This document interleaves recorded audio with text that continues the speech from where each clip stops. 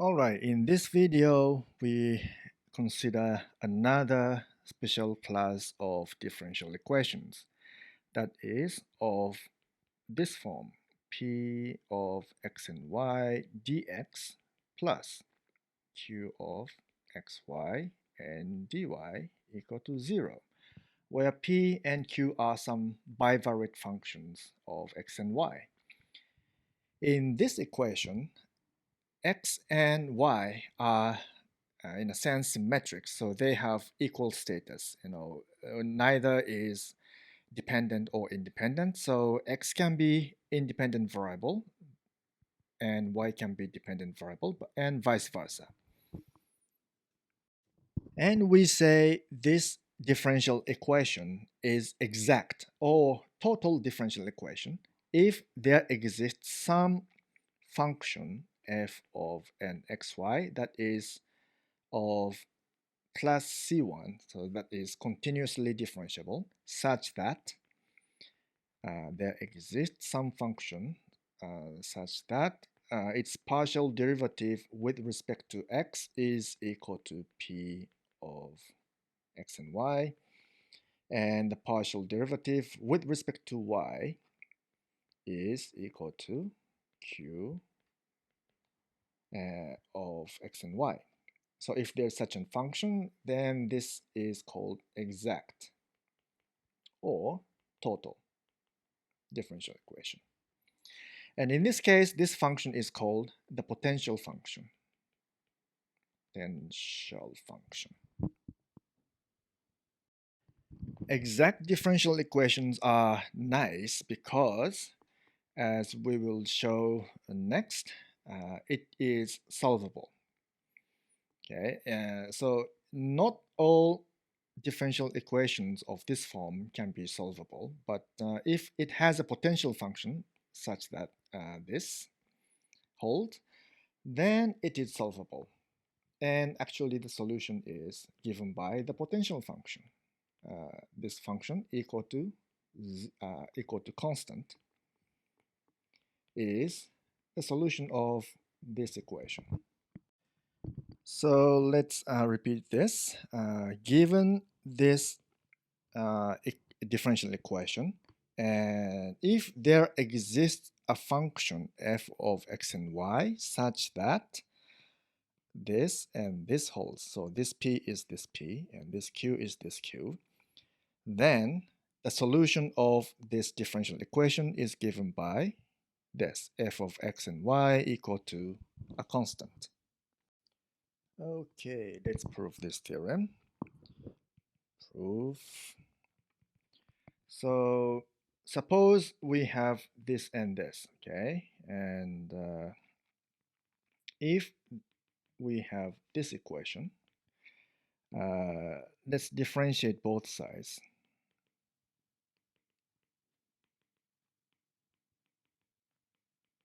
Both sides with respect to x. Then the right hand side becomes 0, of course, it's a constant. And the left hand side is by applying the multivariate chain rule, we have first partial derivative of with respect to x, and dx is just 1, so it's just this, and partial derivative with respect to y, and dy dx equal to 0. And since f this fx is equal to p of xy, and this fy is equal to q of x and y, p and q are of course these functions in the given differential equation, we have dy dx equal to 0. Therefore, this satisfies the given differential equation. So of course we can multiply both sides by dx and have this original differential equation. So this is indeed a solution of the differential equation. And conversely, if the solution is given by y equal to y of x, Then let's substitute this y into here and differentiate this function with respect to x. Then we have this and fy and fx and fy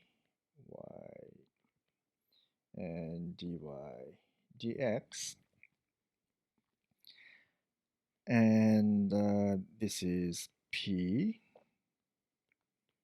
and this is q, x and y, dx dy dx. So we're assuming that this is a solution, so this is equal to 0. So that means that derivative of f with respect to x is equal to 0. So that means if we integrate both sides with respect to x, then we have a constant. So therefore, f of x and y is equal to constant. And we are done. So we now know that in order to solve an exact differential equation, all we need to do is to find the potential function. So how can we do that? That's the problem. The next theorem shows us a given equation is whether it's exact or not, as well as how to find the potential function for if that is an exact differential equation. Okay, so here's a theorem. Given this differential equation, p of x and y dx plus q of xy dy equal to 0, and p and q are of class C1. Okay, so it's continuous. They are continuously differentiable, and this is exact if and only if we have p y x. So that means the partial derivative of p with respect to y is equal to the partial derivative of q with respect to x. So if this equality holds, then this is exact. And in this case, so if it is exact, then the potential function f of xy is given by this a x pu b. So a and b are some constants, du, and plus integral from b to y, and q of x and v dv. So here we have these constants a and b, okay, and a and b are in the domain of p and q.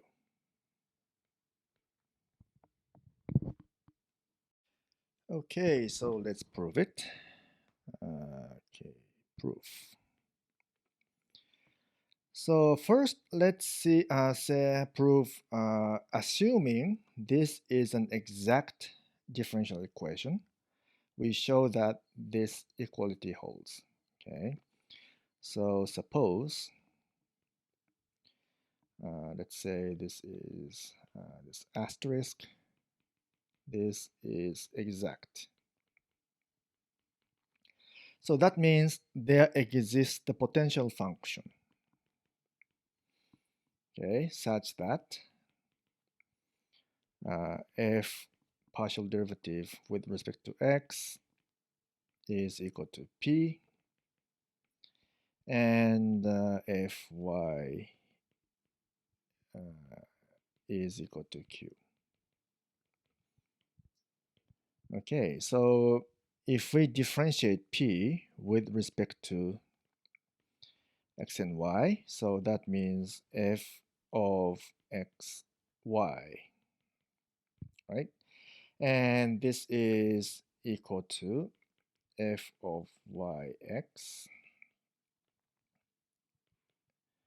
and that is equal to q of qx. qx.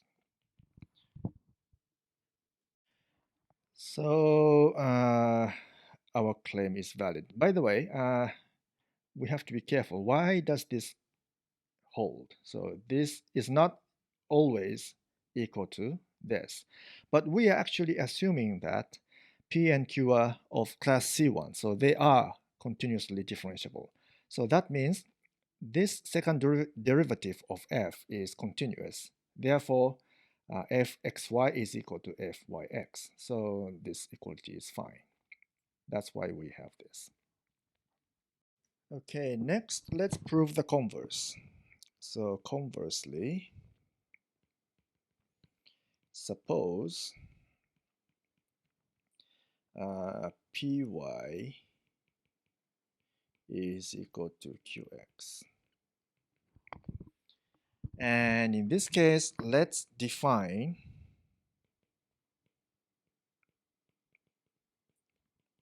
f of xy by this. Okay, so let's define x and y by this a to x, p u b du, and b to y, q x and v dv.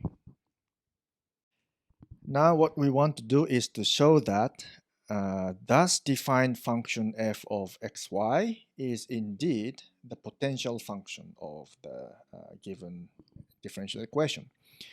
To show that, we need to prove that the partial derivative of f is equal to p.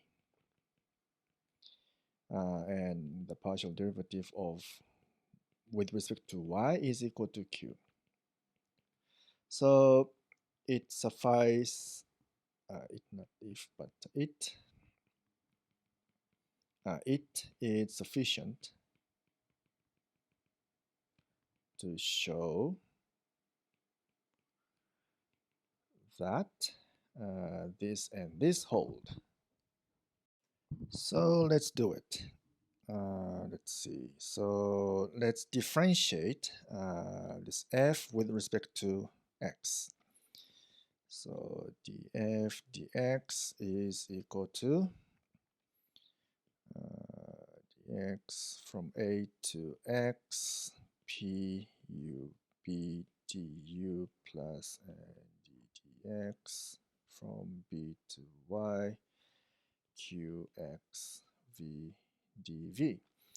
So for the first term, according to the fundamental theorem of calculus, we have just p x b. And for the second term, we swap the order of partial differentiation and the integration. And so we differentiate this q with respect to x. So that means we have qx here, and qx of xv dv. But from the given condition, we are assuming this. So px is equal to qx is equal to py. So that means this qx is equal to py x v dv. So this is a derivative with respect to y, and we are actually integrating with respect to y. So the second argument. So that means what we have here is p x, and the first one is y, and the second one is b. So p x b, and this one cancels, and the last result is p of n x y. So that's what we wanted to show.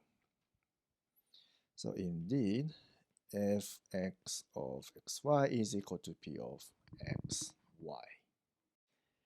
And in a similar manner, if we differentiate f with respect to y, so we have this a to x and what was it? P u b du and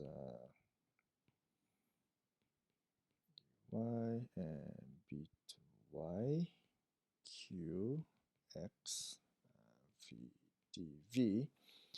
And if you do this, the first one, this will be 0, right? And the second one, this is just according to the fundamental theorem of calculus. It's just q of x and y. And we get done. Okay, let's see an example. Let's try to solve this differential equation here. This is a bit scary looking, but let's see. So let's put this as p of xy and this as q of an xy. So in this case, we have p of xy times dx, q of xy dy equal to 0. This looks like an exact form, but we'll see. So let's define f of xy as x squared plus y cubed times sine xy. Uh, you should find how we can find this function. Okay, and let's see. If we differentiate this f with respect to x, then we have actually, you should try that and differentiate with respect to x, and we actually have p of x here. And if we differentiate with respect to y, then we do have this q of xy. You should try that. Okay, therefore, we have the solution to this differential equation. That is this equal to a constant. So that is x squared plus y cubed times sine xy equal to some constant. So constant is the general solution to this scary looking differential equation. Okay, now consider this differential equation again. P dx plus q dy equal to 0. Of course, p and q are functions of x and y. If this is an exact differential equation, then we now know how to solve it, at least in theory. But what if it's not an exact differential equation? In that case, if we are lucky, there exists some function, let's say mu, of x and y, such that if we multiply this mu to both sides, then mu p dx plus mu q dy becomes exact. So even if it's not the original equation is not exact, this may be exact. So in that case, then we can solve this equation. But the next problem is, how do we find such a function mu? If we can find this function mu, by the way, this mu is called, such a mu is called an integrating factor. Integrating factor. So according to the theorem we have just proved for the condition of exact differential equation, then that says this mu times p and mu times q, they must satisfy the following equality. So if we differentiate this mu p with respect to y, then that should be equal to mu q differentiated with respect to x. So if we just apply the product rule, we have mu y p and mu p y here, and mu x q and mu q x here. But solving this differential equation for mu is not easy, and in general, it's not possible. So we only consider some limited cases. Okay, so let's a little bit tidy up. So move this to left and move this to right. We have mu py minus qx equal to mu x q minus mu y p. Okay, since we are considering the case where this is not exact, so this py minus qx is not equal to 0. Otherwise, it should be exact. The original differential equation should be exact. Okay. So now, case 1, what if mu does not depend on y? Okay. Mu is a function of x alone. Okay. In that case, this term should be 0, right? Because it doesn't depend on y. So we have mu py qx equal to mu x cube. So actually this is a separable differential equation for mu. Okay, so let's write this mu x in mu dx in this case. So it's easy to see that this is actually a separable differential equation. So that is, we have this, let's say d mu over mu, so divide both sides by mu, and this is equal to, and divide both sides by q, we have py minus qx over q. So let's define this thing as r of x. So since this is a function of x alone, wait a minute, we have dx here. So let's integrate both sides, and we have, this is log of mu, mu of x. Actually, it's a function of x alone. And so we don't know exact functional form of this r of x, but it's just an integral, okay? And plus constant, but we just ignore it. And therefore, mu of x is an exponential of this.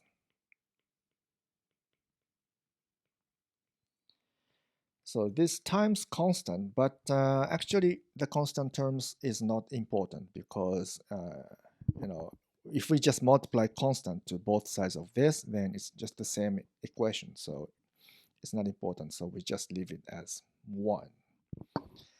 So in this case, we can find the function mu, which is only dependent on x.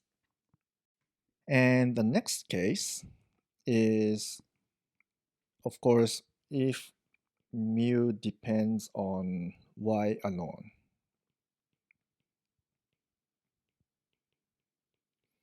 So in that case, where is it? Okay, so this, in this equation, this term will be gone, and we have only this on the right-hand side. So we have mu py minus qx is equal to minus mu y times p. So let's write this as d mu dy here. So this is again a separable differential equation. So let's separate the variables here, and we have d mu over mu, So divide both sides by p, and we have py minus qx over p and dx. So let's define this as s of y. Wait a minute, it's not dx, it's dy here. So s is a function of y alone. So this is s of y dy. So if we integrate both sides, after all, we have mu of y is equal to exponential of negative sy dy. So this is a function of y, after all. Again, the constant term should be here, but it doesn't matter. So we just leave it as 1. All right, let's see an example. So consider this differential equation, x plus 2y dx plus dy equal to 0. So this part would be p, and this part, just 1, would be q. Okay, so p is equal to x plus 2y, and q is equal to 1. So if we differentiate this p with respect to y, we have 2, which is not equal to 0. 0 is, of course, the derivative of q with respect to x. Okay, therefore, this is not exact.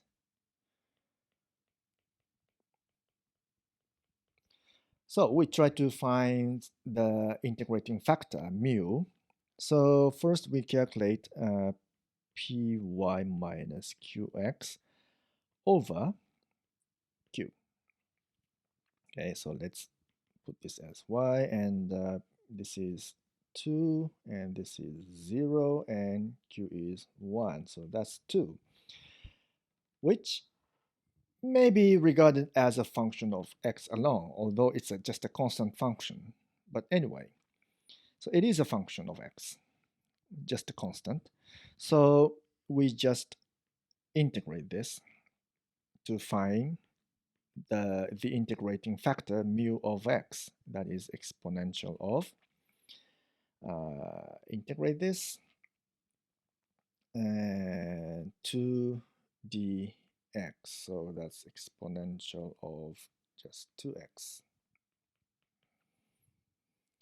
So if we multiply this function to both sides of this, then we have mu p is equal to e to the power of 2x and x plus 2y, and mu q is 2x, just 2x times 1. And now if we differentiate this mu p with respect to y, so that is, let's see, that's 2 e to the power of 2x. And if we differentiate mu q with respect to x, so if we differentiate this with respect to x, then we have 2 e to the power of 2x. So they are equal. Therefore, the